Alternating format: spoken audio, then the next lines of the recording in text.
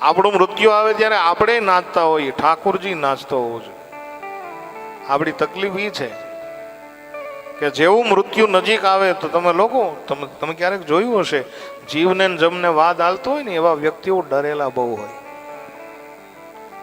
મૃત્યુનો ડર લાગે છે. આ ભૂકંપ આવ્યો ને, ભૂકંપ ત્યારે કથા વડોદરામાં હાલતી હતી અને મને કાંઈ ખબર નહીં ભૂકંપ આવી ગયો એમ.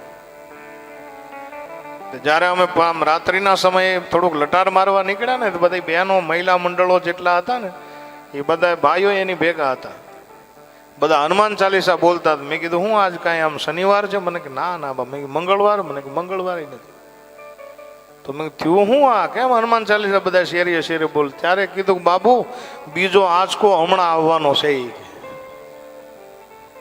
શેનો? કે ભૂકંપનો. મરી જવાની બીક લાગે છે. એ આખું જગત મરવાથી ડરે છે. શ્રીમદ ભાગવત કથા સાંભળવાથી મૃત્યુનો ભય છૂટે છે. આ કથા એટલા માટે છે. જેને મરણ ટાણે ન બીવું હોય એને ભાગવત કથા સાંભળવી. પરીક્ષિતને ઈ થયું. પરીક્ષિતને મૃત્યુનો ભય છૂટ્યો. અને મૃત્યુ તો અટલ છે. મૃત્યુ કઈ છોડવાનું નથી. એ તો ગમે ત્યાં તમને પકડી લે. મૃત્યુ તો ધ્રુવ છે. મૃત્યુ તો કડવી સચ્ચાઈ છે. અને એ મૃત્યુ માટે એટલું બધું ડરવાનું ન હોય. હું ઘણી વાર કહું કે એક બાળકનો જન્મ થાય તો આપણને એમ જ લાગે કે એક જન્મ જ, બાકી જન્મ બે થાય છે. એક બાળકનો જન્મ થાય છે અને એની સાથે એના મૃત્યુનો પણ જન્મ થતો હોય છે. એ મને તમને ખબર નથી હોતી સાહેબ. મૃત્યુ આપણને ગમે ત્યાં પકડી લે છે. આજે સવારે અમારે વાત થતી ઉતારે, કઈ કામ તો હતું નહીં. જે સત્સંગ આયા કરવાનો એ ઉતારે કરતા હતા અમે. કા જયરામ કાકા કરવું જ છે પછી ક્યાં વાત. હમણાં ચર્ચા હું ઉતારે. મેં કીધું મૃત્યુ તમને ગમે ત્યાં પકડી લે.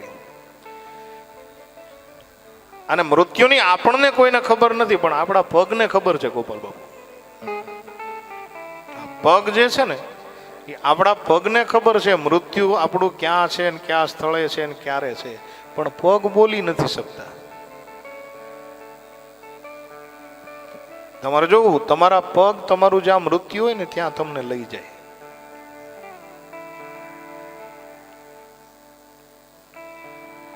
ઘણા નથી કહેતા કે ભાઈ ક્યાં જઈને મળ્યા.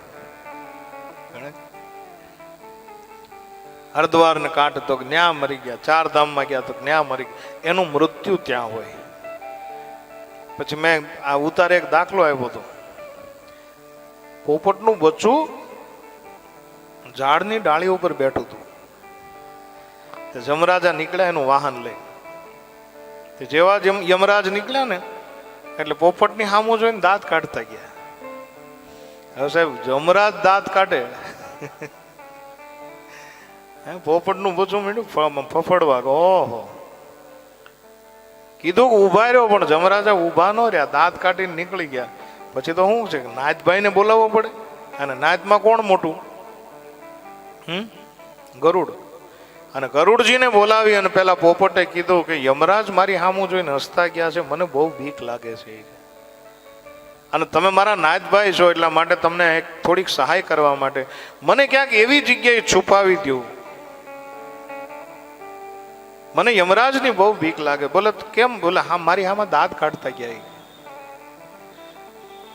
બહુ ગભરાયેલા પોપટને જોઈ અને કીધું કે તારે ક્યાં જવું છે? બોલે જ્યાં કોઈ આવી ન શકે ને ત્યાં મને લઈ જાઓ. બોલે મારી પાંખમાં બેસી જાય. એ પોપટના બચ્ચાને ઓલા ગરુડજીએ પાંખમાં લઈ અને ગરુડજી ઉડ્યા છેક હિમાલયની ગુફામાં જવા દીધા. હડડાટ આમ ગરુડજી જતા રહ્યા. ત્યાં યમરાજ અદબ વાળીને ઉભા હતા કે હાલો લ્યો. પોપટ કે કેમ? બોલે તારું મૃત્યુ આવી ગયું છે, હાલ હું તારી વાટે છું.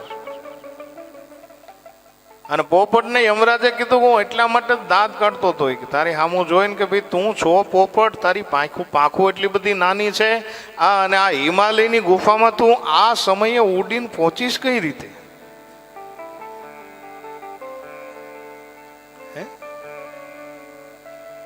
પણ જે કામ પોપટથી નહોતું થતું, મૃત્યુ આવી ગયું. એનું સ્થળ એ નક્કી હતું હિમાલયની અંદર. એનો મૃત્યુનો સમય હતો. કે ભાઈ આ જ સમય તારું મૃત્યુ થશે, તો ગરુડજીએ લઈ અને ત્યાં હિમાલય ન્યા ભેગા ભેટો થઈ ગયો. એટલે મૃત્યુ ગમે ત્યારે આવી શકે છે, મૃત્યુને સ્વીકારો યાર.